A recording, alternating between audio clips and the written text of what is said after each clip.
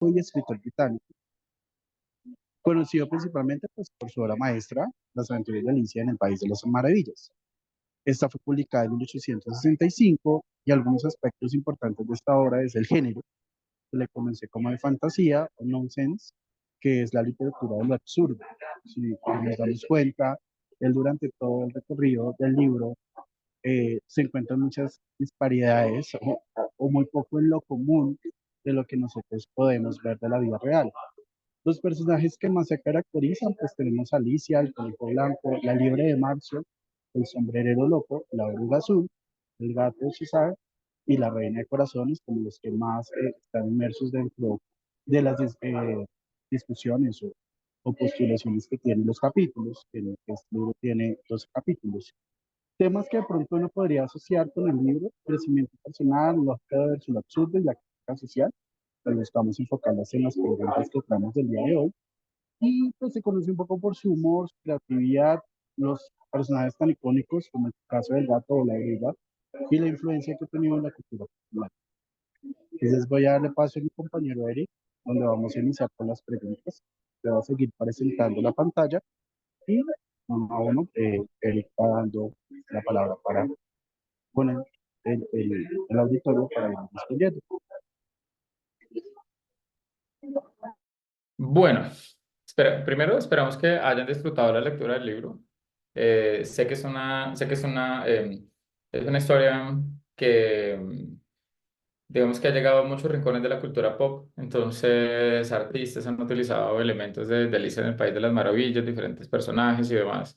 Y pues de ahí viene entonces un poco esta primera pregunta que tiene que ver con la interpretación de los personajes y el simbolismo de la novela. ¿Sí? Entonces la pregunta, ¿cómo creen ustedes que esos personajes de Alicia encuentran en su viaje, que Alicia se encuentra, perdón, en su viaje, reflejan diferentes aspectos de la psicología humana y del desarrollo personal? Entonces, empezamos con Ricardo. ¿Cómo crees tú que esos personajes que se encuentra Alicia en su recorrido de alguna manera reflejan aspectos o, o como características de la psicología humana?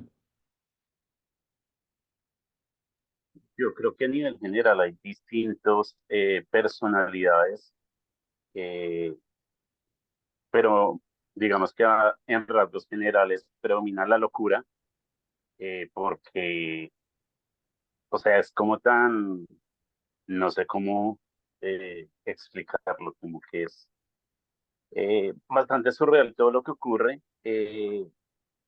Como se menciona en una de las preguntas posteriores, hay mucho juego de palabras. eh, Hay o sea, primero para hacer un libro infantil me parece que es demasiado profundo, tiene demasiada profundidad, demasiada filosofía, poesía.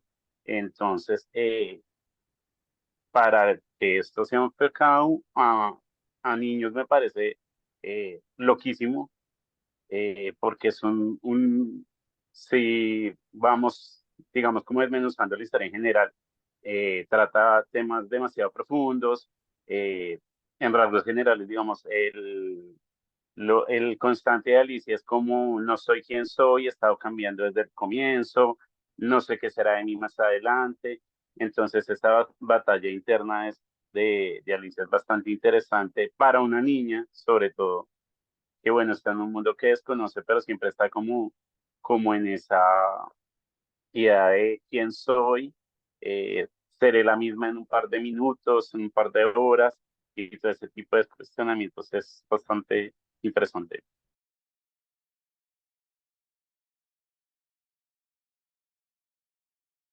Bien, Ricardo señala unos elementos que son importantes de resaltar, pero antes de continuar con nuestra intervención, una pregunta derivada de la intervención de Ricardo es, ah, después de leer Alicia en el País de las Maravillas, ¿ustedes creen que este es un libro para niños? ¿Que este fue un libro escrito para niños? Sé que pertenece a otra época, pero ¿ustedes ven esto como un libro para niños? Pero no todos al tiempo, que es como difícil procesar las respuestas. Yo Dale, dale. creo que este libro en concreto pasa igual que lo vimos como en El Principito. si bien está escrito para un objetivo de primera infancia o algo así, siento que cuando uno ya lo analiza, lo estaba diciendo con Jess y con Sebas, eso tiene un trasfondo muy turbio y muy de simbolismos y muy de aspecto psicológico y filosófico, como lo decía Ricardo. Entonces, claro, un niño puede leerlo y puede decir, ay, no, pues tan lindo. De hecho, es una de mis películas favoritas de Disney, pero ya cuando uno lo lee ahorita es como, verga, esto está muy denso. Entonces me pareció interesante y siento que como el autor es pues ya un adulto y además un hombre, pues claramente cuando uno ya lo analiza es un poco más denso que pues la simple película que uno vio pues cuando bebé. Sí, es mucho más complejo que simplemente los símbolos que fueron incluidos en la película de Disney, porque claramente la película es una interpretación del libro, ¿no? No es el libro al pie de la letra y pues obviamente cada vez que el libro se utilice para fines distintos, pues corre el riesgo de ser interpretado y no simplemente presentado tal cual el autor lo concibió inicialmente. Bien, gracias, Ale. Sebas. No, bueno, no sé si me escuchen bien, si me dejan de escuchar, es que tengo problemas con esta cosa que me ha sacado como 4 veces de la reunión, ahí el pequeño anuncio parroquial. Pero bueno, antes de que se corte otra vez, no creo que sea un libro para niños, yo creo que es un libro que me parece muy existencialista en el fondo y creo que es un análisis también de esas crisis, ahí como para conectarlo un poquito con la pregunta que está ahí, como crisis que tenemos todas las personas en algún momento, ¿no? Como de quién soy, para dónde voy, qué estoy haciendo acá, qué sentido tiene esto, porque si nos damos cuenta, al menos durante todo el inicio del libro, nada tiene sentido en el sentido de lo que le explican a ella o de lo que le quieren decir. Cuando ella dice, ay, es que lo que decía Ricardo ahorita, no sé quién soy porque he cambiado mucho en los últimos minutos y la bruja le dice como, no sé de qué estás hablando, eso no responde a mi pregunta, o todas las respuestas son esas respuestas culeras, que como, pero eso no me dice nada, ¿sabes? O sea, como que yo creo que todos estamos esperando que nos digan, mira, eres esto, o vas para X lado. Entonces creo que me lleva a eso, creo que es un libro muy de tratar de reconocer quiénes somos, para dónde somos, qué tenemos adentro, qué sentido tiene estar aquí, a pesar de que al principio nada tenga sentido. Lo del tiempo también es una cosa loquísima. Lo de creo que es una paloma, bueno, no sé, que como que tú no eres una niñita, eres una serpiente, es como, ¿qué? ¿Acaso no ve el resto del cuerpo? Bueno, en fin, pero a lo que voy es como que nada tiene sentido, es un poco frustrante. Yo lo comparo mucho con eso y creo que cada personaje le aporta eso, le aporta como esas vainas con las que peleamos las personas a diario para tratar de reconocer el sentido de estar aquí. Entonces, creo que no podría enumerar todos los personajes y que representa cada uno en la sociedad, pero creo que representan esos momentos horribles, esas personas que nos ponen la vida para que aprendamos a reconocer que hay más allá de solamente vivir para trabajar, creo yo. Sí, mira lo interesante de las respuestas que están ustedes compartiendo. De alguna manera, y no sé si estén de acuerdo conmigo, de alguna manera revelan también la experiencia subjetiva de cada uno. ¿Sí? Miren cómo estamos aproximándonos a la pregunta y a los personajes. Y siento que cada vez que respondemos ese tipo de preguntas, como que dejamos un pedacito nuestro aquí en la conversación. Y creo que eso es importante cuando la literatura se no podemos como idea más chile a un ejercicio de estos, es prácticamente imposible. Bien, Jessica nos comparte acá en el chat, dice, yo creo que un niño lo puede leer, pero no creo que entiendan el trasfondo real de lo que se quiere decir. Sería interesante cómo sería el proceso de un niño leyéndolo de manera acompañada. Sí, y yo he trabajado con niños en estos contextos particulares y es bien curioso cómo ellos apelan a su experiencia personal, a pesar de que a los adultos de manera equívoca pensamos que los niños no tienen muchas ideas en su cabeza o que no tienen mucha experiencia, y pues no tienen mucha experiencia en otros contextos, pero experiencias tienen, y absolutamente válidas también. ¿Sí? Bien, Nat, ¿estás por ahí? Sí. Entonces, la pregunta, ¿cómo crees que los personajes de Alicia que ella encuentra en su viaje reflejan aspectos de la psicología humana y personal?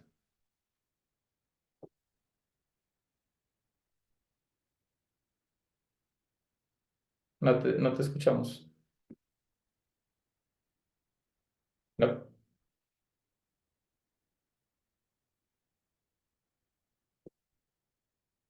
Pero puedes usar lenguaje de señas, a ver si le atinamos.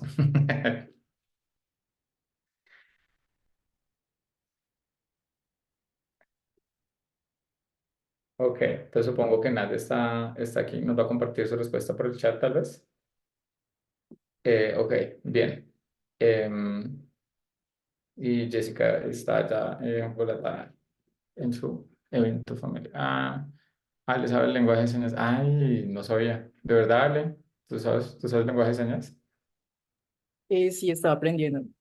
Ay, me encanta. Después le enseño un poquito. Enséñanos, por favor. Súper, súper. Ese es un sueño para mí. Me gustaría. Digamos, yo sí me veo trabajando como con población en condiciones o con necesidades de aprendizaje, en este caso de comunicación. Me parecería increíble poder tener ese chance de trabajar con niños y hacer lo mismo que hago, lo mismo que me dedico, pero en condiciones diferentes. Sería un reto increíble. ¿Tomas clases online? ¿Estás asistiendo a un instituto o estás por tu cuenta? De hecho, son un grupo de chicos en condición de discapacidad sorda y ellos son los que pues te enseñan a ti. Entonces las clases son virtuales. Voy a hacer aquí la cuña rápida. Son 3 niveles. Ya está en el último nivel y pues ellos son los que dan la clase y siempre hay un intérprete. Y ya al final hace como un examen y pues ya eso es todo. Oh, súper. Y es acá en Colombia, ¿sí? Sí, es lengua de señas colombiana porque es diferente en cada país. Sí, sí, eso sí lo había leído en algún momento, que no es universal, digamos, como los idiomas, sino que entre países hay diferencias, hay ciertas estructuras, digamos, de semánticas y fonéticas de la construcción de los términos y de las expresiones. Sí, súper. Bien, Nat nos dice acá, yo interpreté el tema de los personajes más bien como posibles enfermedades psicológicas, y es que todo el libro se siente poco convencional, incluso para nuestros días. Sí, total. De hecho, no sé si ustedes conozcan algunas de las teorías no oficiales que hay sobre el libro, ¿no? Por un lado están las interpretaciones oficiales, el síndrome de Alicia en las Maravillas, del País de las Maravillas. No sé si ustedes conozcan ese síndrome. Y es que son personas que el trastorno que hace que ellos empiezan a ver que las cosas son más pequeñas o que las cosas son mucho más grandes de lo que realmente son, pero esa es una parte del proceso, ¿no? Hay otras formas de aproximarse a este síndrome. No sé si ustedes, por ejemplo, leyeron o han escuchado de la supuesta pedofilia del autor. Sí, ok. Entonces, por eso hay algunas personas que no les suena mucho la historia, no les suena mucho compartirla con niños y demás, porque de alguna manera ellos ven que es como una apología a la pederastia. Sí. Bueno, a la pedofilia en este caso, no pederastia. Sí, sí, sí es claro para nosotros la diferencia entre los dos términos, ¿sí? Pedofilia y pederastia. ¿No? La pedofilia es como una parafilia, ¿sí? Que a ti te gusta o te trae algo. Mientras que ya la pederastia implica el contacto físico directo con la otra persona, ¿sí? Entonces, en este caso sería la parafilia de por medio, porque pues no hay absolutamente nada. Digamos, quienes hacen análisis del lenguaje, que muchas partes del texto revelan como una especie de enamoramiento de este hombre tan mayor hacia una niña que tenía aproximadamente 12 años, ¿sí? Que es el personaje que inspira a la Alicia del libro que leímos. Muy bien. ¿Alguien más quisiera compartir? No sé, Ricardo, de pronto. ¿No? Sí. Ah, bueno, Bueno, digamos que dale. este cuento o libro en realidad siento que es más un método prosaico para entenderse como tal. Digamos que Alicia entra a un mundo subterráneo. eh, Estamos claros que es un sueño, por eso pasan cosas tan ilógicas. Pero ella empieza a tener como una crisis existencial casi en todo el libro. Entonces, sé muy bien, porque de hecho estuve buscando que cada uno de los personajes significa algo y creo que también hacían parte del círculo cercano de este señor que no se llama Lewis Carroll, sino Charles. creo que se Sí, llama se así. llamaba Era como un Charles seudónimo. Whitson, algo así. Exacto, era como un seudónimo y pues cada uno de los personajes para él significaban alguno de sus cercanos. Pero para mí, creo que como lo que estabas diciendo, cada uno lo interpreta a su manera. Siento que cada uno de los personajes es como un nivel de mi vida. Entonces, por ejemplo, el conejo lo puedo asociar sobre todo al trabajo. Es como la sensación de estar siempre apurado y de tener cosas que hacer y tener que seguir a una reina que no tiene pues lógica en todo lo que hace. La justicia es como desvariada. La reina para mí representa también el gobierno. Digamos que algo sin sentido en nuestra política social es eso. Digamos que las normas son como a veces muy disparatadas y muy autoritarias también. Digamos que la duquesa, yo la relaciono también con la familia, siento que es muy iracunda en sí misma y cada vez que Alicia está conociendo a cada uno de los personajes se cuestiona ella misma quién es y si crece, si no. Siento también que es como una dependencia a ser pequeña, como no querer crecer, tipo Peter Pan. ¿Quién más? Si no estoy mal, la oruga también representa a uno de los filósofos, porque como ustedes lo mencionaron, Luis era lógico matemático y pues él era muy preciso en eso. Creo, si no estoy mal, que la oruga representaba a Pitágoras y habla de la transmutación. Y también se decía que el autor le gustaba con mucho el opio. Entonces, por esta razón, cuando Alicia come del hongo y se vuelve larga y luego se vuelve pequeña, es como si estuviera como en su limbo de éxtasis. Entonces, hay muchísimas interpretaciones. También vi que el man era como masón, entonces hay muchos simbolismos de tres patas y bueno, digamos que en ese sentido es lo que veo y también, como decía Sebas, es como estar luchando con la lógica que tú tienes de tu contexto. Entonces, Alicia estaba acostumbrada a un contexto en el que las rimas eran de un cierto sentido y cada vez que habla con los personajes, entonces la hacen sentir tonta porque ella no pertenece. Entonces, son muchas cosas que analizar. Lo que te repito es como muy denso el análisis, ya uno que lo analiza más profundamente, pero la verdad a mí el texto me encantó.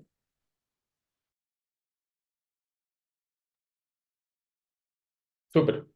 Bien, pasemos a la segunda pregunta.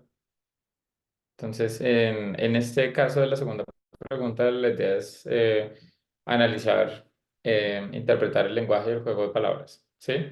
Eh, el autor es famoso por un uso muy particular de palabras y lenguaje, desde lo absurdo, desde lo que pareciera no tener sentido en este libro, ¿sí? Entonces, la idea es que discutamos en este momento eh, la reflexión que ustedes propondrían en el panorama actual sobre cómo el lenguaje y la comunicación en la era digital, hablamos de memes, emojis, los GIFs, abreviaturas, afectan la manera en la que nosotros interpretamos y entendemos la información hoy en día. O sea, cómo el uso de ese tipo de recursos, entendiendo que el autor fue muy hábil a utilizar los recursos que la lengua le ofrecía en su época, haciendo como una comparación entre los dos, ¿cómo creen ustedes que el uso actual del lenguaje de alguna manera condiciona o afecta la manera en la que nosotros interpretamos y entendemos la información? No sé si Ricardo quisiera empezar. Sí, dale, no hay problema. Yo siento que estamos, pues, es bastante interesante la pregunta porque estamos en una era digital. La tecnología cada día está evolucionando en diferentes aspectos de la vida, incluso en el tema de leyes, de medicina, en todas las áreas. Particularmente en el lenguaje, siento que se está degradando muchísimo. Pongo un ejemplo en particular porque tomas este tema de los memes, de los emojis, en un ejemplo en particular, a mi mamá le, le cuesta bastante entender el tema de los memes, el tema de bueno, los emojis un poquito así, pues porque dice, bueno, esto es carita feliz, esto es tan enojado, etcétera. Pero el tema de los memes, no solo ella, sino muchas personas dicen como, no entiendo, hay digamos, una imagen, cero palabras, pero tú la asocias con algo y te suelta la carcajada porque lo viste en un comercial, porque lo viste en un video, etcétera. Entonces siento que este uso de la tecnología en el lenguaje en particular se está degradando a tal punto que, digamos, personas mayores, hablemos de 50 hacia arriba, eh, no entienden lo que incluso utilizar un aparato tecnológico les cuesta muchísimo. Entonces mostrarles un meme o una imagen digital quedan como perdidos completamente. Ricardo, una pregunta para ti a propósito digamos, como de tu tesis en relación con esa pregunta. ¿No crees que esa dificultad para interpretar memes y otros, digamos, y otras formas de comunicación hoy en día se deba a la falta de contexto? Estoy completamente de acuerdo, porque es que estamos en digamos, en una era en que con solo una imagen tú ya lo entiendes, pero te lo pones en contexto de otra persona y queda como, ¿y eso qué es? Entonces, también eso me hace acordar de otra cosa, el tema de, ay, se me va este nombre, bueno, acortar las palabras, eh, eso tiene un nombre en particular, pero ahorita se me va. Entonces, ¿Contracciones? abreviaturas, sí, ¿Abreviaturas, contracciones? eh, y también los anglicismos, que es otro tema que se conecta con este, con pues, lo que estamos discutiendo, eh, de tomar palabras del inglés, pasarlas al español, darles como una degradación, como para eh, incluirlos en nuestro idioma. También siento que tienen como cierta conexión esos aspectos. Sí, para algunos es un contexto un poco elitista, ¿no? Porque, por ejemplo, digamos ese tipo de términos que tienen mucho sentido en inglés, pero que cuando se pasan al español no significan mucho, entonces por eso es mejor seguirlo usando en inglés. De alguna manera deja de lado a las personas que no son bilingües o que no tienen una cercanía más, digamos, como para quienes el inglés no es relevante, por ejemplo, ¿sí? Entonces hay una especie de conducta medianamente elitista, aunque inicialmente no sea esa la pretensión. Ricardo, muchas gracias. Nos dice Nat lo siguiente. Yo la vez pasada vi un TikTok en donde ya había una brecha respecto al humor digital entre los millennials y los Gen Z. Pese a que los millennials empezaron con el tema de los memes y demás, ya algunos tienen dificultades para entender el humor y demás de los Gen Z. Claro, si uno no está en el contexto, volvemos a la misma discusión de la intervención de Ricardo. Si el contexto, o sea, si no estamos dentro del contexto, si no tenemos eh, el contexto, pues es muy difícil entender en detalle todo lo que pueda significar una palabra, por ejemplo, ¿sí? Eh, no sé, cuando dijimos alguna vez acá en uno de nuestros encuentros, como inglés, Britney Spears, pop, realmente son tres expresiones completamente inconexas entre sí, pero que si uno está en el contexto apropiado, entiende perfectamente cuál fue la situación que hubo detrás, ¿sí? Y aunque el contexto en el que se use no haga referencia a un show de televisión, ni a un concurso, ni a un reality, estamos de alguna manera conectados con el uso de la expresión. Listo. Ale, ¿tú querías decir algo? Em, Pues la verdad, yo siento que usar la palabra degradación para referirnos al lenguaje ya es un poco muy purista. Yo sé que Richie es escritor, pero a lo que voy es, digamos que el lenguaje se puede ver como un ente vivo y transmuta tanto como la generación transmuta. Entonces, digamos, si no lo entendemos, ya es una señal de que estamos viejitos, pero eso no quiere decir que se esté degradando, digamos que es algo que tiene que pasar. Em, y sí, digamos que es una forma de comunicación y nace con la necesidad de estar unidos al teléfono y a las redes sociales. Obviamente en un futuro también cambiarán, pero pues yo no diría que es una degradación. Siento que es una palabra muy fuerte para decir que es un proceso normal.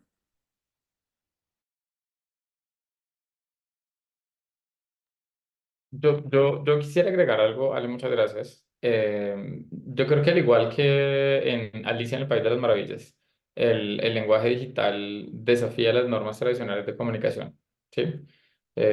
Me parece importante resaltar que pues tanto su capacidad de conexión como su potencial para la confusión son como una característica fundamental del lenguaje hoy en día.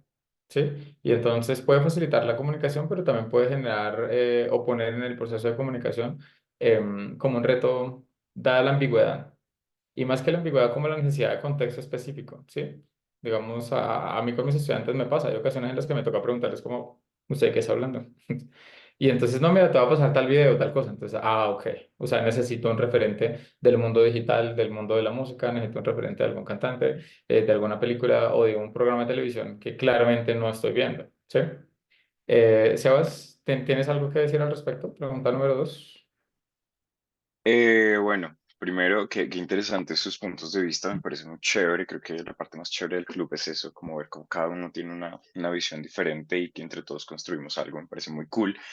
¿Qué puedo decir? Creo que estoy de acuerdo con Aleja, es un tema generacional y siempre va a cambiar, siempre, si bien ya no hablamos como hablaban nuestros papás cuando eran jóvenes, ¿cierto? Hoy en día muchas de sus palabras serían como un montón de antiquismos, ¿cierto? Un montón sí, de cosas que ya no se utilizan. Y nos va a pasar, y así a los Gen Z, que hoy en día son como lo último en guarachas, por ejemplo, ese término, ellos también les va a pasar, cuando tengan hijos, sus expresiones y sus cosas no van a ser pues de moda, no van a estar en tendencia. Y más allá de un tema de moda o tendencia, creo que es natural y el lenguaje tiene que reinventarse. De hecho, lo he visto con cosas que a mí no me gustan y no me parecen, pero digamos un amigo, y así como él hay mucha gente hablando de los anglicismos, es de estas personas que cuando algo le da mucha risa, en vez de reírse, dice como LOL. A mí eso me parece muy molesto porque es como, ¿por qué putas no te ríes? O sea, porque dices LOL, eso no tiene sentido.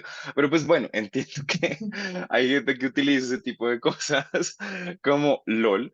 O bueno, no sé, a esta semana vi en Twitter, bueno, en X, que muchas personas estaban haciendo como memes a este actorcito porno Alejandro Ospina, bueno, X.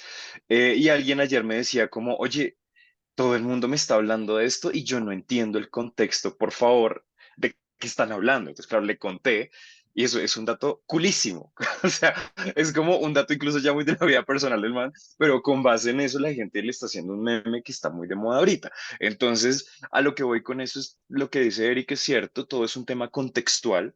Y muchas veces no lo entendemos porque es que también, como la tecnología va tan rápido, es difícil estar pendiente de todas las aristas que nos puede ofrecer, pero creo que es interesante ver cómo el lenguaje cambia. O hay cosas que siempre han existido, le hemos dado un nombre, no muy chévere que sean todos en inglés, pero cosas como el ghosting, el love bombing y esas otras cosas raras que hace la gente culera, vamos, mentiras, que hace la gente, le hemos dado nombres, las hemos bautizado. Yo creo que eso está muy cool.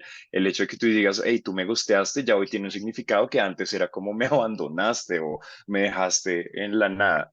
Entonces yo creo que es un proceso muy interesante, y creo que le pasa a Alicia dentro del cuento, ¿no? Creo que ella en muchos momentos no entiende lo que están diciendo y lo decía Aleja, como que todos tienen un contexto distinto en cómo es que cómo es la poesía, bueno, algo así, y para ella es diferente en comparación cómo se lo estaban mostrando. Entonces creo que es exacto así como nos pasa si ya estamos viejitos o a veces no estamos tan pendientes de lo que está pasando. Entonces yo creo que es natural que todo cambie. Entonces, no, pues no sé, trato de mantenerme al día, pero hay cosas que no entiendo y por favor no digan LOL, eso me parece horrible. Ríanse.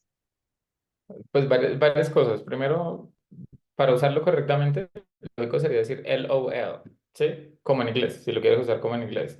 Pero la gente, y estoy de acuerdo contigo, la gente LOL. Y es como, no, amigo, no es LOL, es LOL, ¿sí? Porque no sería así. Segundo, ¿alguna vez a ustedes los dejaron en visto antes de que existiera WhatsApp? Antes de que existiera WhatsApp, ¿alguna vez los dejaron en visto? Pero claro, ¿Cómo te dejaban en visto si no existía WhatsApp? Y ya sigue Ricardo. ¿Cómo era posible que te dejaran en visto si WhatsApp no existía, Aleja? pues por Messenger, ¿no se acuerdan que había Messenger? Claro, pero nadie Que te dejaba, pero nadie te tal. dejaba en visto. Digamos, ¿cuál era la expresión? Te ignoraron, Sí, que me dejaste plantada, además porque generalmente había como citas en Messenger. A lo que voy con la pregunta es eso, son nuevas formas de comunicación que van apareciendo a partir de la experiencia humana en relación con la tecnología, a partir del contacto nuestro y de la interacción con la tecnología. O sea, dejar en visto no existía antes de WhatsApp, a nadie dejaban en visto. No decíamos, me dejaste en visto. ¿sí? Porque el dejar en visto es un referente de la aplicación, ¿sí? Y entonces, una aplicación particular condiciona el lenguaje hasta el punto que todos decimos, la dejaron en visto, lo dejaron en visto, me dejaron en visto, o no, no te dejé en visto, mira que pensé que te había respondido, bueno, qué sé yo. ¿Sí? Entonces ese es un pequeñísimo ejemplo de cómo algo que para nosotros es absolutamente cotidiano en este momento no existía antes de WhatsApp. ¿Sí? Ricardo. No solo una acotación pequeña. Eh, Tocando este tema del lenguaje, recordé un dato perturbador que encontré respecto a Alicia, y es que el autor en esta obra en concreto se inventó palabras que si tú lo lees en inglés te queda súper loco, que para la traducción me imagino que fue un desafío, hablando a nivel español, castellano. Eh, Más en concreto, cuando está hablando con el grifo, si no estoy mal, que como que le hace recitar un poema, ya como que no entiendo estas palabras, eh, relaciono esta palabra con otra, pero las otras me quedo colgada. Entonces, este tema en particular me hace recordar esa escena en particular, valga la redundancia.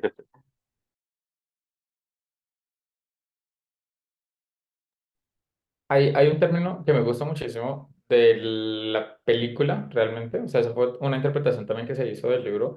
La película de Johnny Depp, la versión de Johnny Depp, no la de cartoons de Disney. En inglés el término es muchness y lo traduce en español como muchosidad. ¿Sí? Ese es un buen ejemplo de lo que Ricardo está diciendo en ese momento, ¿sí? Es un término que no existía en ninguno de los dos idiomas, claramente pues en inglés, que es la lengua original en la que el libro es escrito, pero es un juego de palabras, ¿no? Es como el autor utiliza ciertas figuras, en este caso, la creación de nuevos términos, ¿sí? Los recursos lexicográficos para expresar una idea que muy seguramente con una palabra tradicional no hubiese tenido el mismo impacto, ¿sí? Otras cosas, por ejemplo, en el té, en la tarde de té o en la ceremonia del té en la que estaban ellos, celebrar el no cumpleaños, ¿sí? Feliz no cumpleaños, culturalmente hablando, es una expresión que es muy, muy propia de esta historia. El autor no hace alusión a un referente. El referente es lo opuesto y es lo que existe, que realmente es la celebración de los cumpleaños. Pero miren lo curioso, pasa solo una vez cada 365 días, mientras que tienes 364 días para celebrar tu no cumpleaños. ¿Sí? Tienes mucho más tiempo para celebrar. Bien, ¿alguien más quiere intervenir en relación con la pregunta número 2? ¿Tenemos alguna otra intervención? No, muy bien. Entonces, pasemos a la tercera pregunta, por favor. Bueno, aquí Jessica nos estaba compartiendo algo. Jessica nos decía que le pasa con sus sobrinitos, que hay cosas que ella no entiende, cosas que a ella le divierten y que pues, a ella no le causan gracia. Y creo que a todos nos pasa. Sí, siempre hemos estado en contacto con alguna persona menor que nosotros y definitivamente nos sentimos no solamente fuera de contexto, sino sentimos el peso de la cédula. Bien, pregunta número 3. En relación con la estructura narrativa y el desarrollo de la trama. ¿Sí? La narrativa de Alicia en el País de las Maravillas no sigue una estructura convencional, no es la linealidad tradicional de inicio, nudo y de una manera estricta, aunque en el fondo haya una coherencia en la historia. ¿Sí? La pregunta puntualmente entonces, ¿cómo afecta esta estructura episódica a la percepción del lector sobre la trama y el viaje de Alicia? Es una pregunta en dos partes. Y la segunda parte, ¿qué relación ven ustedes entre esta estructura y la naturaleza de los sueños o la imaginación infantil?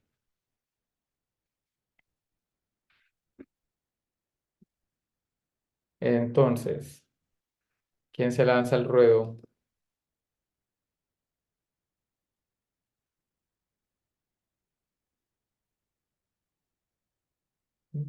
Silencio sepulcral. Bueno, yo en esta opino, en esta pregunta, porque me pareció bastante reflexivo el hecho de poder entender esa estructura narrativa. Eh, es demasiado absurdo, tilda de lo absurdo, la forma en cómo Alicia tal vez llevando un poco en relación a la pregunta 2, se intenta comunicar con estos personajes. Como estos personajes no la entienden y la forma en como tal vez procura hacerlo es precisamente a través de versos, estrofas de canciones, o hace mucha relación a situaciones que a través de la lírica puedan expresar qué es lo que está sintiendo o se está viviendo en ese momento.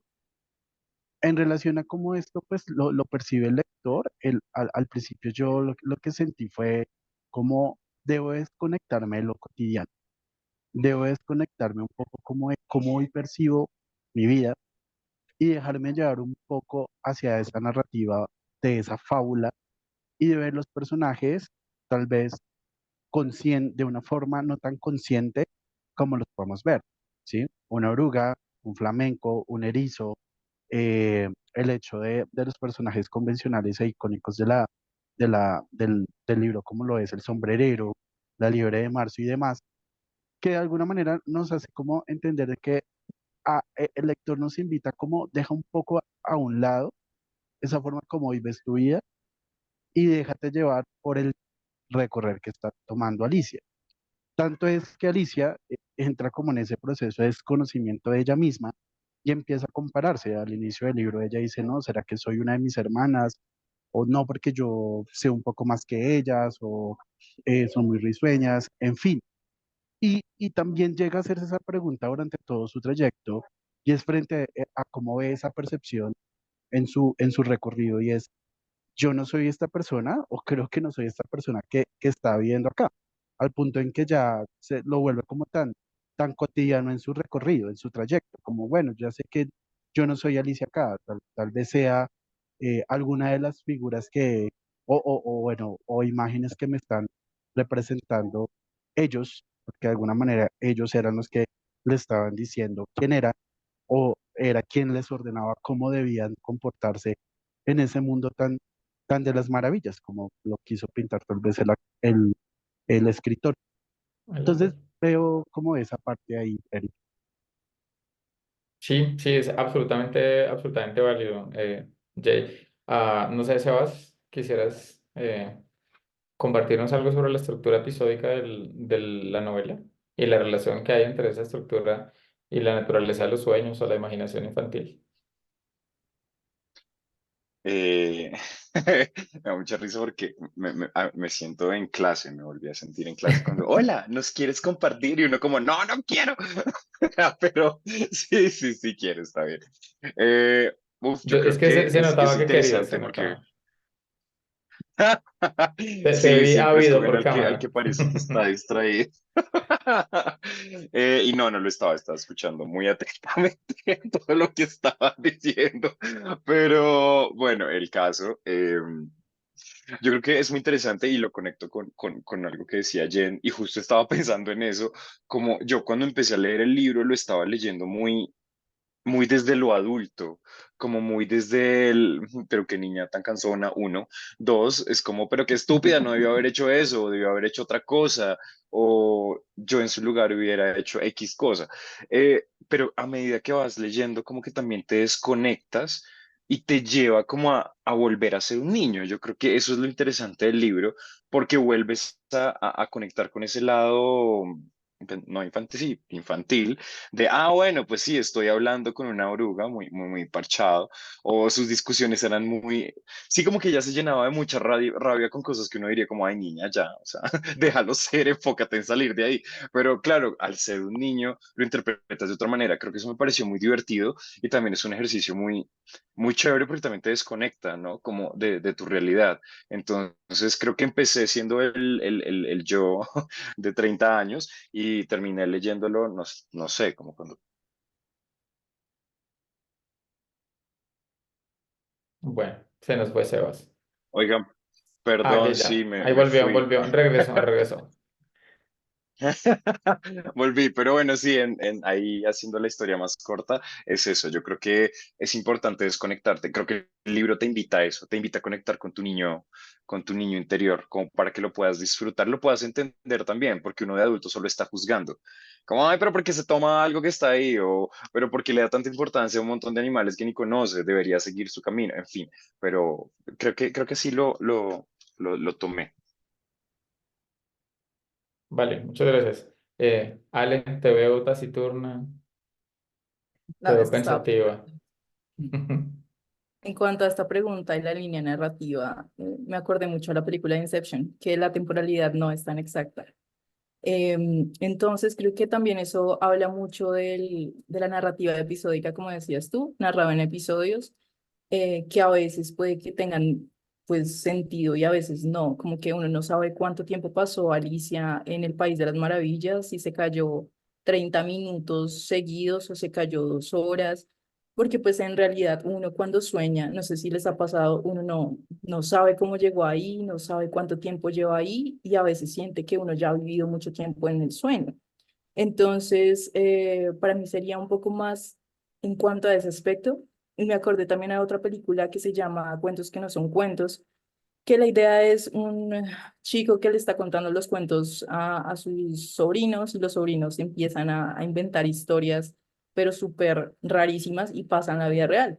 Entonces hay un momento en el que los niños están contando una historia y uno de ellos dice como, y empieza a caer chicle del cielo y al otro día pasa. Entonces son cosas que no tienen sentido en realidad porque así son los sueños eh, y son interesantes, son raros, son ilógicos, pero siento que puede ser un poco más la explicación de qué es un sueño y hacernos ver que es un sueño sin tener una temporalidad exacta. Tal vez ella cayó primero, tal vez cayó de últimas, salió de la madriguera, tal vez no. Entonces creo que estaba pensando, era en eso. Ok, pero absolutamente válido y muy interesante además, como ese momento entre la vigilia y el sueño, ¿sí? En la vida de una persona. O sea, estoy dormido, estoy despierto, esto es una pesadilla, ¿o de verdad está pasando? Ah, ¿les ha pasado? ¿Han tenido un momento así en su vida? Algo absolutamente aterrador o absolutamente improbable, o ustedes consideraban que era improbable y estaba sucediendo y no sabían si era real o no. ¿Les ha pasado en alguna ocasión? Sí, por ejemplo, yo me meto, yo la verdad suelo tener pesadillas, yo no tengo sueños como muy lindos, entonces hay un momento en el sueño, no me pasa siempre, como que tener un sueño lúcido es complejo, pero sí a veces siento como que no, esto no es real, esto es mentira. Y empiezo a decir como voy a despertar del sueño, porque siempre o me persiguen o hay monstruos o hay cosas medio extrañas. Pero sí, creo que es lo interesante de los sueños es que pasan cosas que tú no sabes por qué pasan. Por ejemplo, hay una teoría en los sueños que dice que cada vez que tú pasas de una habitación a otra, eh, cambias como de mundo. Por eso, cuando tú estás caminando por tu casa, por ejemplo, y vas por las llaves y pasas un arco de una puerta, se te olvida que ibas. Digamos que son procesos psicológicos que tiene la mente. Entonces, puede también estar vinculado a eso. Buscaré información sobre eso último. Eso explicaría por qué me paro a la cocina y olvido lo que voy a hacer, porque cuando voy del estudio a la sala, sí, tiene mucho sentido. Prefiero quedarme con esa teoría y no pensar que me está llegando el Alzheimer. Eh, vale. Aquí Nat dice, para mí se sintió como un viaje que sentiría si hubiese consumido cierto tipo de droga, pero supongo que para los niños se pensará desde lo onírico, desde la fantasía, a veces desde la falta. Sebas decía una cosa muy importante hace un momento, ¿no? Y es no leer el libro como un adulto, no leer el libro desde los prejuicios, porque nos gusta admitirlo, ¿no? Los adultos estamos llenos de prejuicios.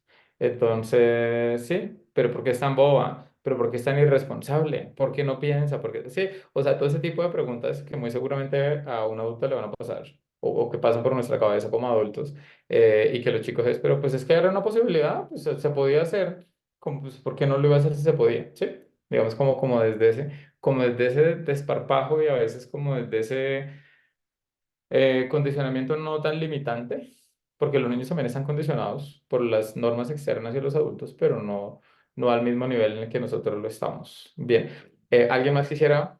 Yo tengo aquí un par de ideas para compartir, pero no sé si alguien más quisiera agregar algo a nuestra pregunta número 3. No sé, de pronto, Ricardo, tal vez. Es una acotación muy pequeña. Ok, Eh, vale. eh, digamos que en cuanto a narrativa era lo que mencionaba Eric, que no hay como un inicio, no hay desenlace, y que propiamente en literatura, cuando tú estás escribiendo un cuento, una novela, debe haber un conflicto. Entonces, centrándolo en Alicia, no vi por ningún lado un conflicto, o sea, como que le pasaban muchísimas cosas, pero al final como que es un sinsentido. Eh, entonces, bueno, eso por una parte. Y por el otro, me siento como Sebas, yo me sentí también como Sebas, como que, niña, te estás enojando por una pendejada. Eh, y sí, o sea, realmente lo que han dicho, leerlo es como volver a la infancia, pero llega un momento, me pasa como a Sebas, que por momentos dije, Dios mío, Dios mío, dame paciencia para terminar el cuento, porque sí, se entiende que es una niña, pero por momentos como que niño tan fastidioso. Entonces, solo esa pequeña acotación. Bien, antes de compartirle algo en relación con esta pregunta, Jessica mencionaba cuando pregunté lo de la vigilia del sueño, hablaba Jessica de la experiencia de la parálisis del sueño. No sé si ustedes la han experimentado alguna vez en su vida. Me ha pasado y es una sensación, yo creo que me ha asustado más que cualquier película o que cualquier atracción de un parque en la que yo me haya subido o cualquier situación extrema. Ha sido bien, es complicado porque es un juego, es una situación que se siente, o sea, en el cuerpo, pero es un asunto absolutamente mental. Bien, un par de cositas sobre esta pregunta, sobre el tema de la estructura episódica y demás. Eh, Esta novela está estructurada, digamos, o la narrativa de esta novela está compuesta por unos episodios desconectados, cada uno con sus propios personajes y con sus propias situaciones, lo que representa para el lector un reto de comprensión muy interesante, porque no es una historia lineal en donde quienes van apareciendo se van conectando a la historia, ¿sí? Como pasa en una historia regular, sino que en ese momento conoces, cierras el tema y avanzas, conoces, cierras el tema y avanzas. Y a veces como que uno quisiera que otra persona o cualquier otro personaje apareciera nuevamente y no se sabe si va a aparecer o no va a aparecer. Algunos sí son recurrentes a lo largo de la historia y es una pregunta válida, digamos, pensar en ese momento. ¿Por qué unos aparecen y otros no? ¿Cuál es la importancia o cuál es el rol de algunos personajes en ese proceso? ¿Sí? Esta estructura refuerza la sensación de un sueño, ¿sí? Yo no recuerdo haber tenido nunca un sueño lógico, ¿sí? No recuerdo haber tenido un sueño lógico con la estructura narrativa tradicional. Arranco en el sueño, llega un clímax o un problema que hay que resolver, llega aquí la resolución y me despierto. No recuerdo esa estructura de ninguno de los sueños. Por más pacíficos, por más agradables o terroríficos que hayan sido, no recuerdo esa estructura. Entonces, esta novela de alguna manera hace referencia al mundo de lo onírico, ¿sí? El mundo de los sueños, el mundo del subconsciente, el mundo de las experiencias difícilmente explicables. Tocando el tema de la imaginación infantil, pues hay que entender que esta historia refleja cómo los niños experimentan el mundo. Lo mencionábamos hace un momento, ¿no? Con una lógica interna que puede parecer completamente caótica para nosotros los adultos, ¿sí? Y un elemento que quiero agregar aquí antes de pasar a la pregunta 4 es el tema de la conexión de esta experiencia con la era digital y quisiera dejarlo abierto. No sé si ustedes estén de acuerdo o en desacuerdo con lo que voy a decir. Nosotros en la era digital nos estamos acostumbrando o ya nos hemos acostumbrado, ¿sí? A consumir información de manera fragmentada. Por eso en TikTok los videos son cortos, por eso los reels son cortos, por eso ese tipo de información que nos gusta. Hasta hace unos años nos sentábamos en YouTube, ¿sí? Que era como el boom de lo audiovisual y en YouTube podíamos pasar fácilmente 5 o 6 horas con apenas un par de recursos y más o menos contextualizados al mismo tema. Hoy en día, en 30 minutos, hemos visto cualquier cantidad de temas, hemos tenido acceso a muchos temas y hemos consumido mucho contenido, pero muy corto, ¿sí? Decía un profesor en la universidad en mi primer pregrado, si este tipo, eh, una persona con un océano de conocimiento, con un centímetro de profundidad. decía mi profesor en esa época. Entonces, digamos, como esa conexión con el tema de las redes sociales, ¿no? Que presentan contenido en fragmentos breves, desconectados. Sí, yo puedo estar viendo en ese momento, no sé, estar en TikTok viendo en ese momento cómo hacer una torta de arándanos y yogur griego, ¿sí? Y le doy siguiente. Y entonces me están vendiendo unos zapatos y le doy siguiente y me muestran un grupo feminista que fue atacado por un, no sé, el conductor de una camioneta en el país tal, en la ciudad tal. Sí, entonces salto, igual que Alicia, de manera inconexa entre un elemento y otro, y ya me acostumbré a eso. Sí, o sea, esa es la realidad, sin importar a qué generación pertenezcamos, ¿no? Si somos baby boomers, si somos generación X, si somos millennials, Gen Z, es la experiencia de todos, con contexto o sin contexto, ¿sí? Entonces estamos hablando de unas redes sociales que nos venden microcontenido, ¿sí? Videos cortos, publicaciones rápidas que reflejan la naturaleza episódica, para usar el mismo término, y la necesidad de captar la atención rápidamente. Por eso, no sé si se recuerdan, bueno, los que estamos más o menos en la misma edad, los videos musicales ochenteros. La canción realmente duraba 3 minutos 40, pero el video duraba 14 minutos. Había una introducción, sonaba unos beats de la letra o de la canción, de pronto parte de la historia, sigue la canción, otra parte de la historia, sigue la canción, luego ponen toda la canción, en fin, era un poco la dinámica de los videoclips. Efectivamente, Ale, los videos de Michael Jackson son micropelículas, esa es una excelente definición de ese tipo digamos, de recursos a los que teníamos acceso. Bueno, todavía están ahí disponibles en Internet, pero pues ya no con el mismo impacto. Ahora es lo rápido, lo inmediato, lo corto, ¿sí? Lo que no me hace pensar de alguna manera o lo que me permite pensar en cosas muy rápidas y saltar de un lugar a otro. Algunos especialistas que dicen, ya metiéndole un poco el tema de la educación y de lo psicológico, hay algunos especialistas que dicen que el porcentaje de estudiantes con atención dispersa, sí, con déficit de atención, en este momento se debe es al acceso tan temprano que tienen a los dispositivos electrónicos y a las redes sociales. Por eso en otras épocas el porcentaje era mucho más bajo, no solo porque la psicología no hubiese hecho una intervención tan fuerte en el contexto de la educación como lo tenemos en este momento, sino porque definitivamente los menores de 7 años, ¿sí? Para seguir un poco la visión de Piaget de los septenios, los menores de 7 años pues no tenían acceso a ese tipo de recursos. Y se compartía la televisión, eran momentos familiares, las noticias, una película, algún programa y demás. Entonces, pues bueno, es un tema debatible, pero que está conectado con esa pregunta. Bien, pasemos a la pregunta número 4, por favor. Y entonces, en esa pregunta, vamos a ver un poco algunos temas y algunos motivos. En literatura, cuando hablamos de motivos, nos referimos a lo que genera o el conflicto o genera las acciones de alguno de los personajes en particular. Pues uno de los temas centrales de esta novela es la tensión entre la lógica y el sinsentido. Jensi lo mencionó en el contexto al inicio de la presentación, ¿sí?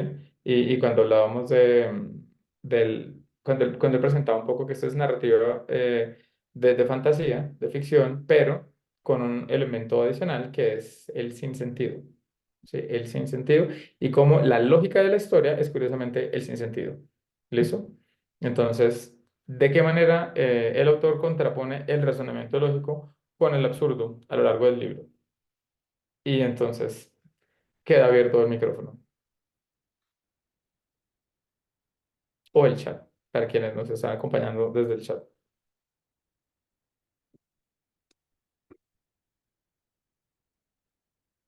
Oli. Dale, dale.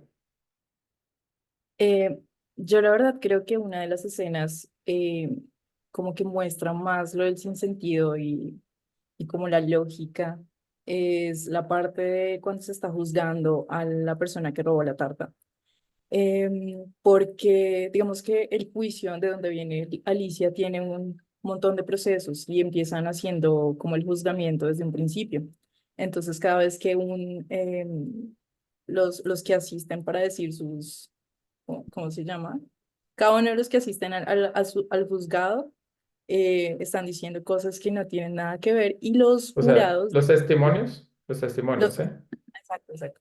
Y los jurados empiezan a escribir tontadas, o sea, ni siquiera están escribiendo lo que está diciendo el testigo. Entonces, creo que puede ser una escena que demuestre mucho lo que es digamos que lo que rompe lo lógico y el absurdo, podría ser eso. Bueno, válido. Eh, Sebas.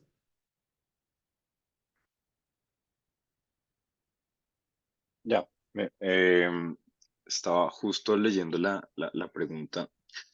Yo creo que Alicia es como esa figura que entra en un mundo que no tiene nada de coherencia a relevar que no tiene coherencia. ¿Me explico? Como que obviamente pues ellos no van a cambiar su realidad y no es como que "Ay, llegó Alicia, entonces porque llegó Alicia nos damos cuenta que nuestro mundo no tiene sentido". No, pero a los ojos del lector, Alicia es como lo que nos revela que en el País de las Maravillas todo puede pasar. O sea, lo que decía Aleja, es un juicio que no tiene sentido, como juegan ese deporte con ¿Es un flamingo? Bueno, una cosa así. ¿Eso qué? ¿Cómo así? Entonces, yo siento que ella es como lo que nos va guiando y nos va mostrando que ahí cualquier cosa puede pasar y que nada tiene sentido, pero no tiene por qué tenerlo. Creo que eso es como lo más curioso de todo. La lógica del libro es que nada tenga sentido, precisamente para romper con la realidad de ella, porque ella nos muestra en las pocas cosas que nos cuenta de su cotidianidad, es que es muy aburrida, es que es como, ella de hecho a mí me pareció muy curioso que ella le vale verga como sus papás, su hermana, ella todo solamente recuerda, esa es su gata, Dina, creo que se llama. Todo el tiempo habla de su gata y quién le va a dar comida y si ella estuviera acá y bueno, lo que sea, pero ella nunca piensa en lo otro porque creo que lo único que la entretiene es su gata. Todo es tan aburrido y todo es tan gris que ahí adentro todo es, la lógica es esa, que no tenga sentido. Lo del no cumpleaños es como, ok, yo creo que ese es un momento muy icónico para resaltar la poca relevancia que tiene que tenga sentido o no. Es como, parce, tienes lo que tú decías, 364 días para festejar tu no cumpleaños, ¿por qué no hacerlo? Creo que es un gran punto como para resaltar con respecto a esta pregunta. Entonces yo lo vi así, o tal vez no tuvo sentido nada de lo que dije, pero eso también tendría sentido en medio de todo. Absolutamente válido. Muchas gracias, Sebas. Aquí Nat nos comparte, dice, yo pienso que desde cierto modo nosotros somos Alicia. Estamos viendo la historia un poco a través de sus ojos y por ende creo que en cada episodio ella es un poco la voz de la razón. Sí, la voz de la razón. Que también es una visión interesante porque pues como una niña de 12 años va a ser la voz de la razón, ¿sí? En un mundo de racionalidad, en un mundo de control, de normas, de reglas, de acuerdos, dirían los filósofos de la modernidad, ¿sí? De contrato social, ¿sí? Donde hay unos acuerdos para la sana convivencia, para el respeto de la propiedad privada y eso. ¿Cómo va a ser la voz de la razón una niña de 12 años? De ahí lo absurdo también de la novela, ¿no? Entre muchas otras cosas que la novela nos comparte. Jessica dice, ella nos comparte un episodio aquí puntual, cuando la reina dice a todo lo que los demás hacen, que les corten la cabeza, ¿sí? Esa es una metáfora importante, ¿sí? Eso que puede ser interpretada de muchas formas, cortar la cabeza a alguien, acabar con sus ideas, acabar con su voz, con su intervención, con su análisis de la realidad, con lo que sea. Aunque cuestionable, interesante. No sé si alguien más quisiera agregar alguna cosita antes de darle la palabra a Jensi para continuar con las otras preguntas. No sé si alguien quisiera agregar algo. ¿No? Bueno. Un momentico antes que haga yo una intervención. Aquí dice Jessica, también me parece mágico que Alicia sea la voz de la razón, porque los adultos a veces están pendejos y los niños dicen cosas más lógicas. Sí, nosotros estamos más llenos de condicionamientos, en eso tienes toda la razón. Y desde ahí a veces disfrutamos mucho menos de las experiencias diarias. El no cumpleaños, ¿sí? Ese es un recordatorio de cosas que son importantes, pero que están ahí con nosotros y pues no intentamos, ni siquiera lo intentamos, ¿sí? Alicia tampoco lo entendía mucho al principio. Bien, en relación con temas y con motivos y con este asunto de la contraposición de la lógica y el sinsentido, el autor utiliza unas situaciones de diálogos, no sé si ustedes los recuerdan en ese momento, diferentes diálogos a lo largo de la historia que no tienen sentido, son absolutamente absurdos, ¿sí? Dos ejemplos quiero compartirles. Por un lado, la conversación con el gato de Cheshire, ¿sí? Y entonces le dice el gato, pero pues aquí estamos todos locos, ¿sí? O sea, desafía la idea de normalidad, desafía la idea de la cordura, de la coherencia, ¿sí? Pero entonces pone a Alicia en el otro lado, o sea, la ilógica, ¿sí? La irracional es ella, porque en el mundo, en el país de las maravillas, todos están locos, entonces tiene que ubicarse desde la locura, tiene que ubicarse desde ahí, y creo que ese es un reto para ella. Otro ejemplo de cómo los diálogos revelan un poco lo absurdo y la fragilidad de la lógica en este mundo caótico. De Juicio de la Reina de los Corazones, ustedes ya lo mencionaban, varios de ustedes lo han puesto acá como ejemplo. Pero ¿qué está haciendo el autor aquí? Está realmente criticando la injusticia del sistema legal de la época, ¿sí? Entonces, por eso las reglas judiciales son arbitrarias, son absurdas y las decisiones que se toman son igualmente locas, ¿sí? La reina de corazones, descrita como está descrita en el libro, como está representada, pues de alguna manera es un reflejo de digamos, del sinsentido a veces del sistema legal. La tensión entre lo racional y lo absurdo que ya hemos mencionado también que se utiliza en varios momentos de la historia para cuestionar las convenciones sociales y las estructuras de poder. Esa dualidad creo yo que le ayuda a uno a entender el mensaje de que la vida no siempre sigue las reglas de la lógica y que el orden es a menudo una construcción subjetiva, ¿sí?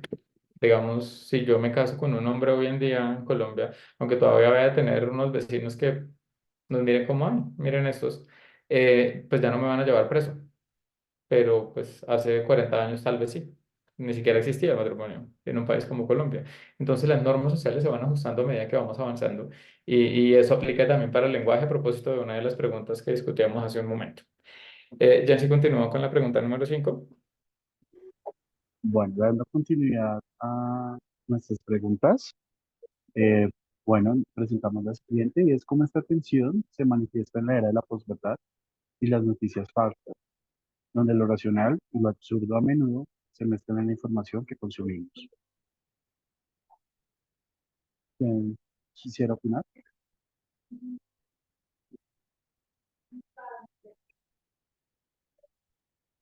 Bueno, esta es una de las preguntas densas. Cuando ustedes las mandaron, yo dije como, pero digamos que lo que podría decir es, estamos en un momento en el que, pues, como ustedes dicen, hay demasiado consumo de información y hace que la verdad sea un poco oculta. Entonces, creo que es necesidad nuestra aprovechar esa sobreinformación y tratar de digerirla como el alimento, no tragar entero como le dicen a uno en cuanto a las verdades. Siento que es nuestra obligación como espectadores en cuanto a la información, ¿no? Eh, Digerir y también buscar otras bases de análisis, porque pues si bien Alicia se encuentra en un mundo en el que no es basado en su lógica, también ella tiene que experimentar muchos de los personajes para entender al final como, hey, esto, ya entiendo a lo que se refieren. Yo vengo de un mundo diferente, pero entonces ya entiendo qué están mencionando, porque antes era como esta gente está loca, o sea, y entonces ellos están en lo incorrecto porque es que mi vida es la que tiene sentido. Entonces, sí es un poco más ahondar en el contexto del otro y también, pues, escuchar a muchos.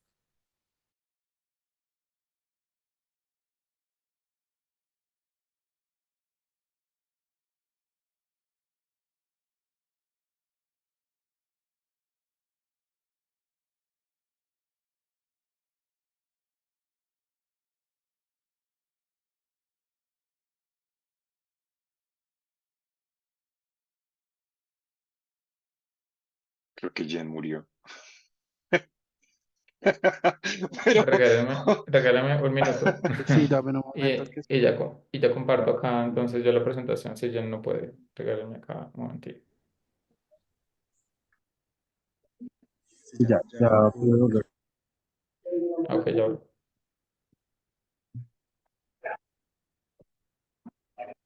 Pero si porfa, me puedes colaborar porque ya no puedo compartir.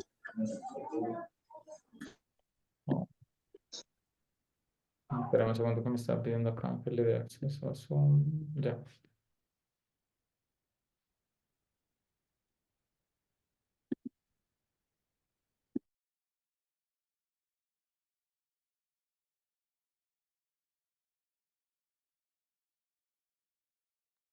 Ahora se fue Eric.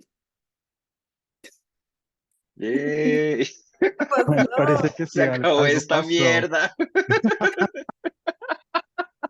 Bueno, no, Ah, algo pasa con la opción de compartir, pero pues recordando la pregunta, estábamos cómo esta tensión se manifiesta en la era de la posverdad y las noticias falsas, donde lo racional y lo absurdo a menudo se mezclan en la información que consumimos. Ah, espera, ahí está, volviendo a él. Intenta a ver si puedes compartir ya. Voy. Sí, ya, Regresé ya. Es que ya estoy en este momento. Voy a pegar en el chat, pero ya, creo que ahora sí sí, estamos ya nuevamente se ve. bien. ¿Qué más desea opinar sobre esta pregunta? Respecto a lo que se me venido hilando.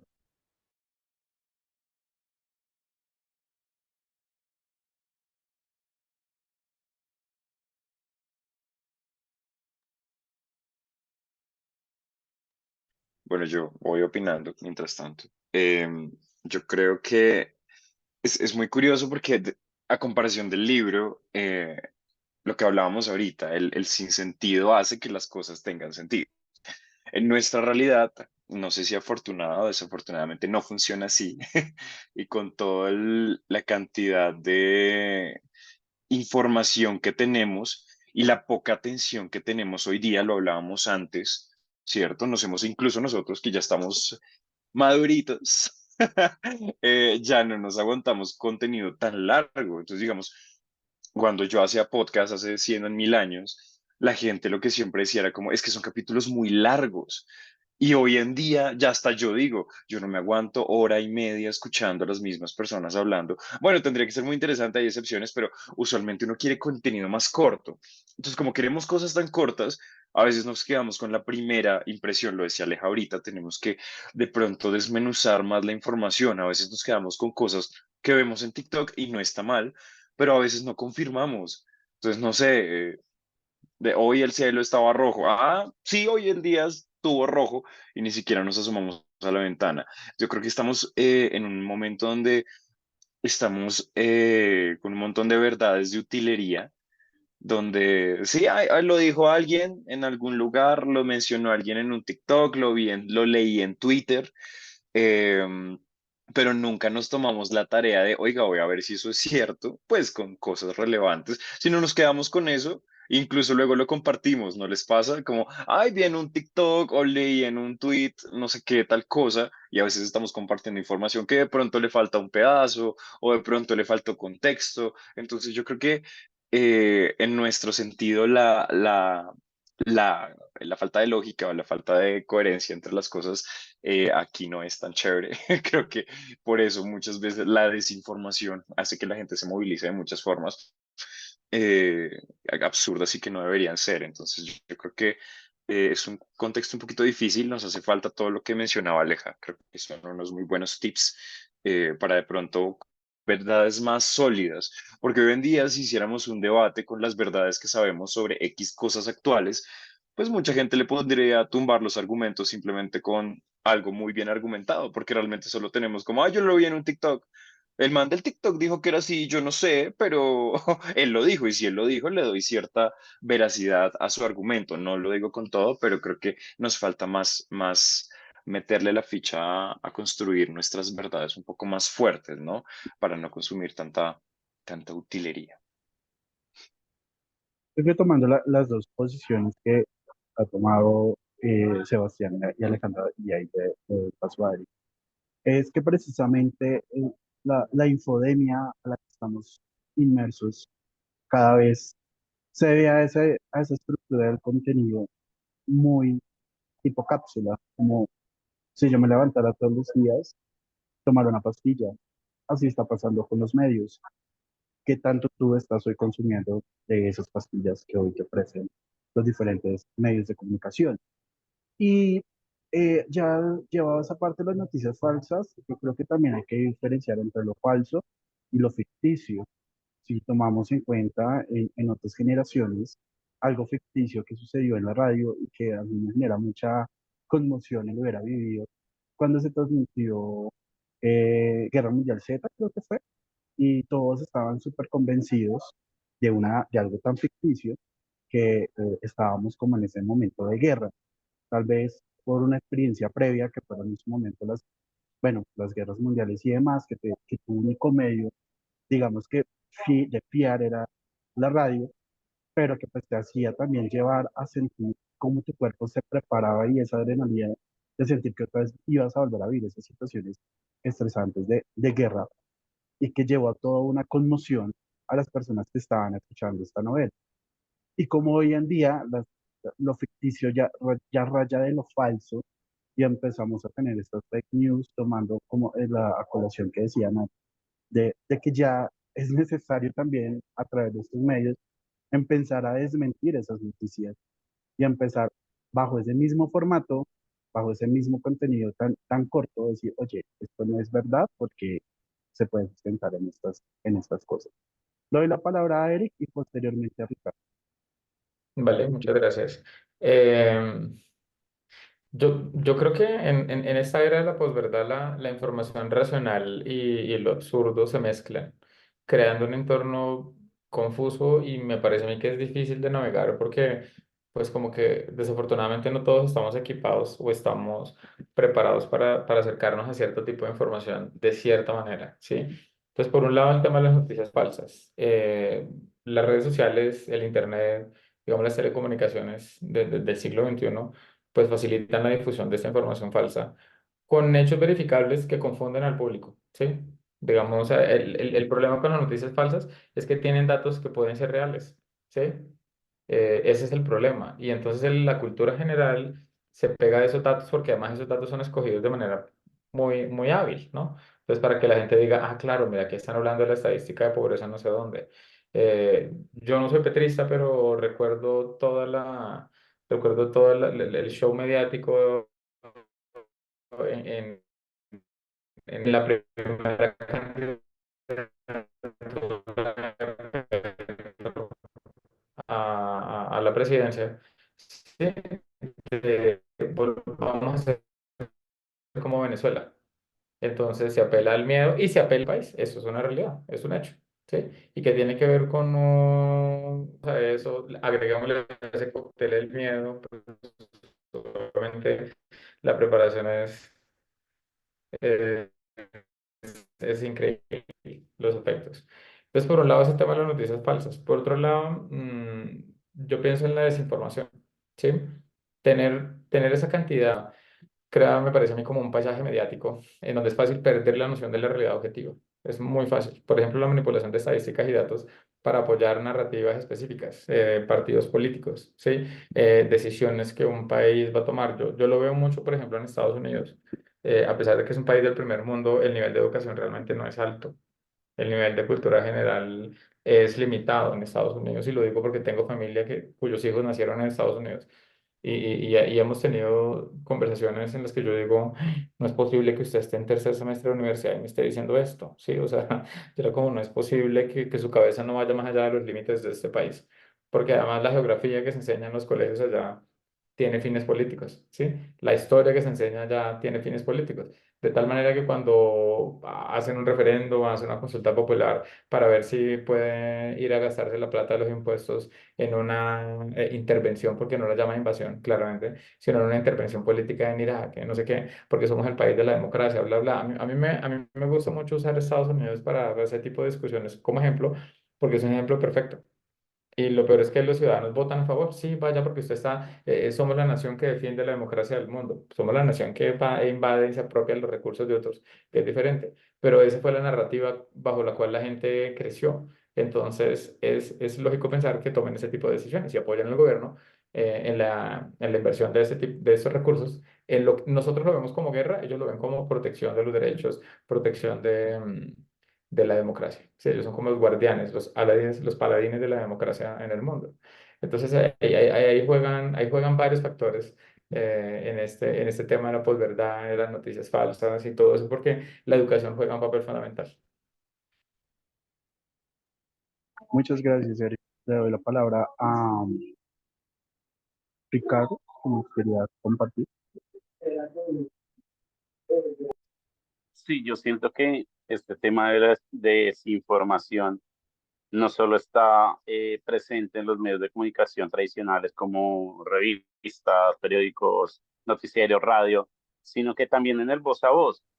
Por ejemplo, alguien viene y te dice, no, mira, en la esquina se atropelló un carro y un Transmilenio. Otro viene y dice, no, resulta que fue un taxi que levantó una bicicleta, etcétera. Entonces, ese tema de desinformación se contrapone como el tema del juego del teléfono roto. Una persona te dice esto, pero tú dices otra, porque se te olvidó, porque retuviste ciertos elementos de lo que te transmitieron y lo vas transmitiendo y eso se va transmitiendo a otra persona, etcétera, etcétera, etcétera.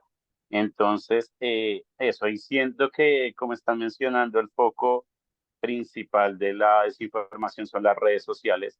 El otro día iba en el Transmilenio, una señora estaba con el TikTok a todo volumen y le salió un video que decía, se murió el actor, no sé qué, lo encontraron en su apartamento y que es recordado por no sé qué. Yo como, señora, ese señor sigue vivo.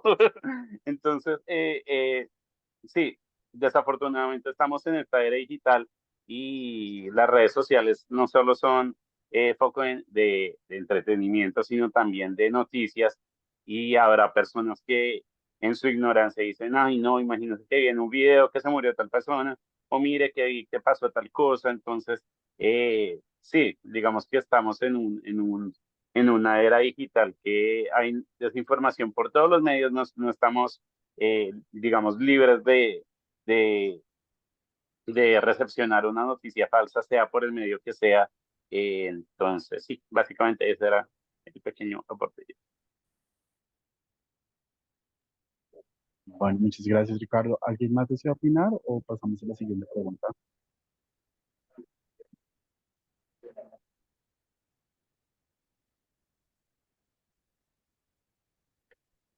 Vale, sigamos con la última pregunta de nuestra sesión. Y en esta sí nos remontamos un poco a esa época victoriana y a la crítica social que tenía en este contexto de la historia. Y la pregunta nos cita es, ¿cómo reflejan o la crítica de Alicia en el País de las Maravillas aspectos de la sociedad victoriana, especialmente en términos de normas sociales, educación y autoridad?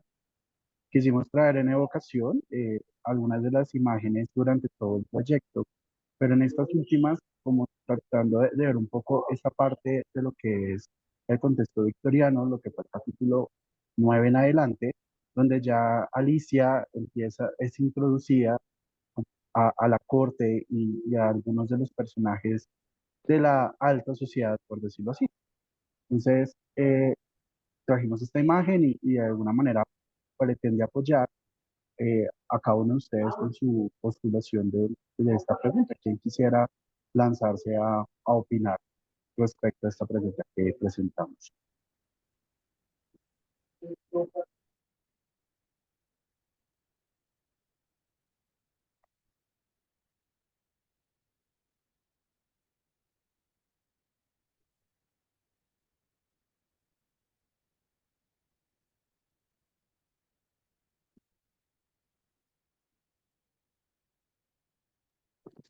Si quieren, yo. Dale, Mm, claro que sí. pues digamos, algo interesante de la época victoriana, que estuve también investigando y que no recordaba, era que es el auge de la revolución industrial. Entonces, el enfoque que le da el autor a pues, lo autoritario y demás, siento que también es la muestra de la presión que tenía el trabajador en esa época, porque pues las horas eran demasiado extensas y pues había un gran flujo de inconformismos en cuanto a lo laboral. Entonces, creo que para mí eso es muy, muy vital, lo que les decía, el conejo blanco para mí representa también la presión de estar eh, trabajando y sacando recursos y demás, y pues también lo autoritario que era la reina. Y siento que hay algún sentido en el que, pues porque la corte está llena de barajas, no sé si es una simbología que es casi una apuesta o hay algo más profundo, pero siento que son los únicos personajes que no son animales. Entonces, es interesante eso. Dale, dale, muchas gracias. ¿Quién desea continuar? Dale. Bien, yo, al igual que Ale, me puse a leer algunas cositas también. Y de todo lo que leí, pues yo me quedo como con lo siguiente. Dentro de los múltiples aspectos de la sociedad victoriana que este libro, digamos que de alguna manera critica, yo me quedo como con las normas sociales rígidas, la educación y la autoridad, sí, o las figuras de autoridad o lo que la autoridad representaba en la época.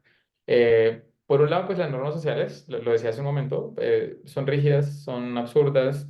Las expectativas de la sociedad victoriana, digamos que no le hacían fácil la vida a la gente si uno no era una persona de cierta clase social o que no tenía cierto tipo de conductas. Por ejemplo, Alicia intenta aplicar su conocimiento y buenos modales en el País de las Maravillas, pero obviamente se está encontrando como con situaciones que desafían estas normas. Por ejemplo, el tema de tomar el té, que se había una cosa, que se había que voltear esto, que si el pan o la torta se cortaba de una forma o de otra, ¿sí?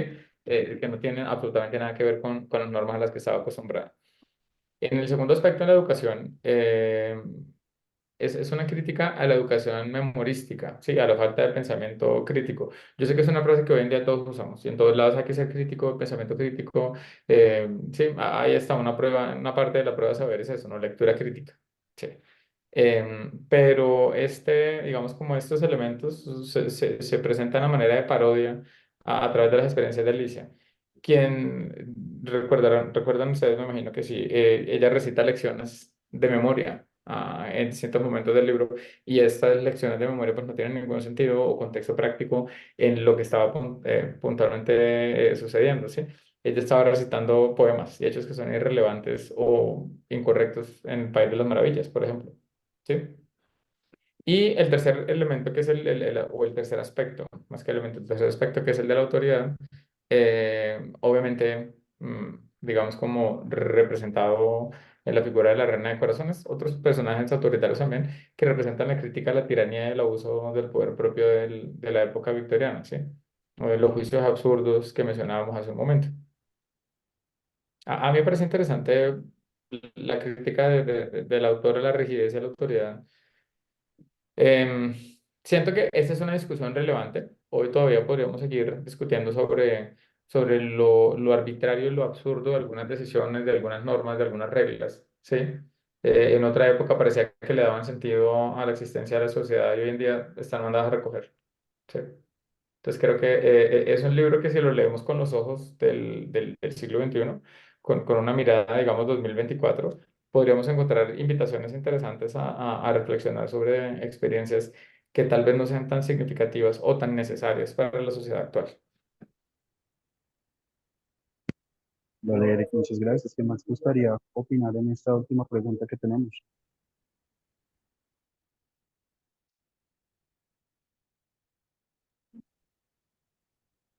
Sebas o Ricardo o nuestras compañeras que están en el chat.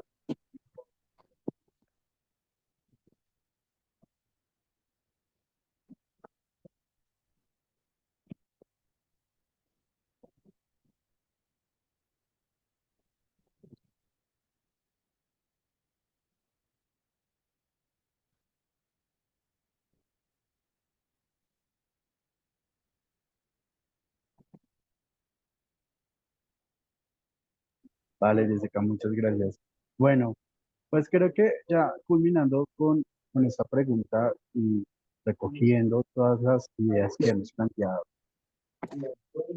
sería bueno ya dar como tal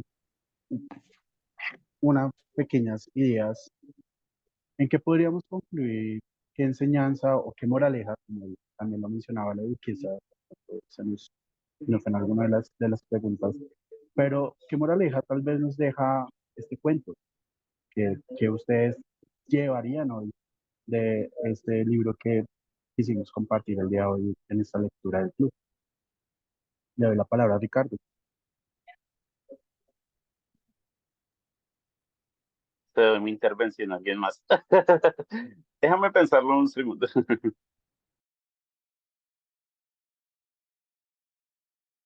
Vale, ¿a quién le cedes la palabra, Ricardo?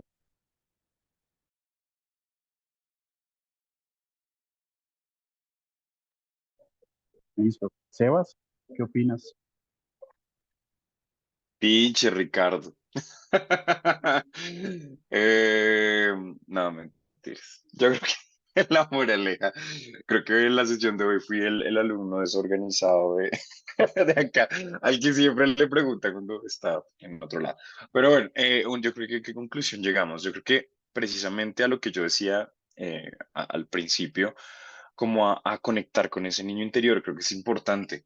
Lo mencionaba Erika hace un rato, y es que vivimos muy llenos de prejuicios y como de no se puede, de no porque es que no está bien, es una idea muy adulta, y yo creo que hay momentos de la vida que hay que disfrutárselos como si uno fuera un niño, o de pronto resolver cosas desde esa agudeza mental de por qué no hacerlo. Eh, Creo que eso me deja la historia, me parece muy interesante conectar con ese niño interior. Creo que no hay que dejarlo morir con todo el aburrimiento de la vida, porque usualmente la vida es eso, es muy aburrida. Entonces yo creo que a veces hay que permitirnos tener esa Alicia que nos lleva a conocer cosas bien curiosas. Yo creo que uno, eso. Y dos, yo diría que el hecho de que algo no tenga sentido para nosotros no significa que no sea válido. Si para otra persona sí, pues yo creo que es eso, como reconocer lo importante de lo diferente, ¿no? A veces como no lo conozco, lo juzgo, como no lo entiendo, entonces lo tacho, y no debería ser así. Las realidades son muy distintas, los contextos son muy diferentes, y creo que eso también deja el libro, ¿no? Como, hey, hay personas que ven la vida de maneras muy diferentes, y para ti puede que eso no tenga coherencia, pero para ellos sí, y se mueven de esa manera. Entonces yo creo que eso me deja como pensar más como niño, y creo que como a también abrir la cabeza que otras personas pueden vivir la vida de maneras muy locas, y uno dice, bueno, pues de pronto yo no, pero para ellos es importante, como la gente que dice LOL, por ejemplo. Yo no lo entiendo y me parece coolísimo, pero bueno, si ellos son felices así, pues está perfecto. Creo que esas son mis conclusiones. Muchas gracias. ¿Quién más quiere opinar el día de hoy?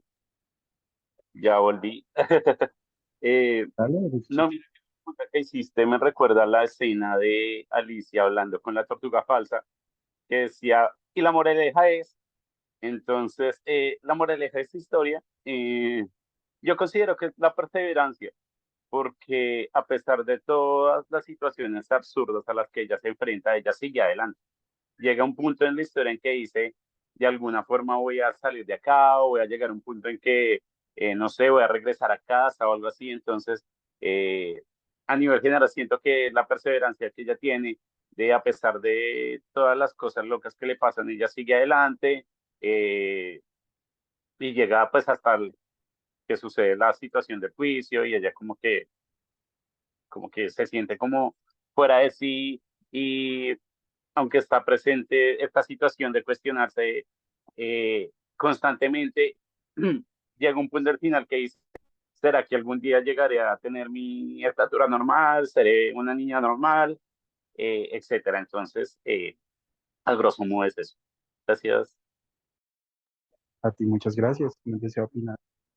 Traer alguna conclusión de este libro. Yo creo que, pues la verdad, Alicia no es una historia que solo se pueda aplicar a las personas jóvenes o infantes o demás. Siento que podemos usarlo en per sécula, porque la verdad, esa crisis existencial que le dio a Alicia, pues usualmente nos da a nosotros, ya cumpliendo 30, la necesidad de saber quién somos, para dónde vamos. Y también lo que decía Ricardo, que también lo pensé, es como, ahorita como está en auge lo de la ansiedad con intensamente, algo que le pasó a Alicia es que al principio se abrumaba mucho con los cambios y ella casi se ahoga en sus lágrimas y demás. Ahí al final, pues ella ya estaba como muy acostumbrada a recibir lo que viniera con un poco más de flexibilidad creativa.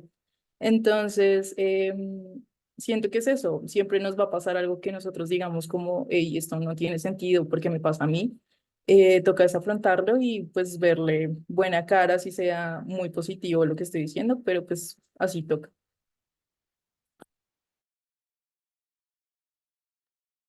Dale, dale, muchas gracias.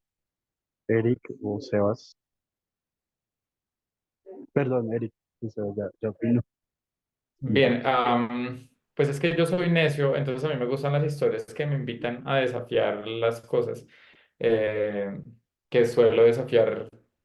Eh, no sé, a veces en el trabajo, digamos, he aprendido con los años como a ser políticamente correcto, pero eso no quiere decir que esté de acuerdo con la mayoría de ese tipo de conductas o de normas. Entonces, me quedo con eso del libro, ¿sí? Me quedo con eso de esa historia. Siento que Alicia en el País de las Maravillas es para mí un recordatorio a, a desafiar las cosas, no por desafiarlas, no por ser un rebelde sin causa, sino en la medida en la que no nos permiten avanzar, no nos permiten construir, no nos permiten ser nosotros mismos, entonces vale la pena desafiarlas, vale la pena pensar en algo diferente y vale la pena en considerar que lo absurdo se vuelva la norma y no la, entre comillas, lógica.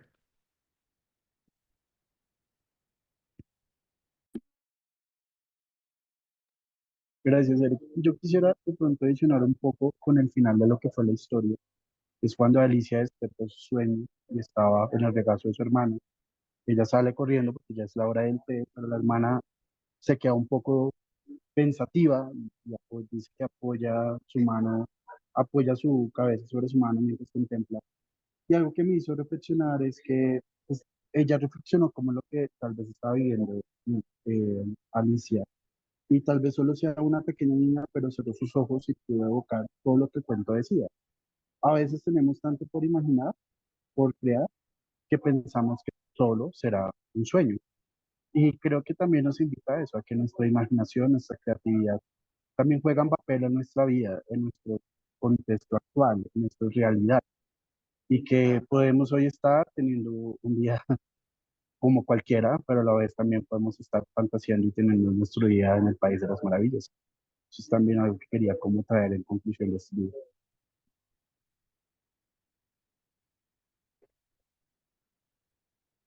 Muchas gracias. Yo solo quería resaltar algo que dijo Aleja y quería decirles cómo no les ha pasado. Yo no lo había pensado hasta que tú lo dijiste. No, o sea, uno muchas veces se ahoga en sus propias lágrimas, así como Alicia no les ha pasado, y solo quería rescatarlo como yo creo que eso es una metáfora de la vida. Uno se ahoga en sus propias lágrimas, qué denso. Ya, fin. Era eso. Gracias. Y sí, somos Alicia en algún momento. Bueno, creo que con esto pues, finalizamos nuestra sesión. Les queremos dar muchísimas gracias a cada uno de ustedes por la lectura, por el espacio. Decimos como bien lo decíamos a través de esta presentación, tener un hilo conductor de la sesión. Le doy la palabra a mi compañero Eric si quiere dar alguna acotación final y pues ya con esto concluiríamos nuestra sesión del club.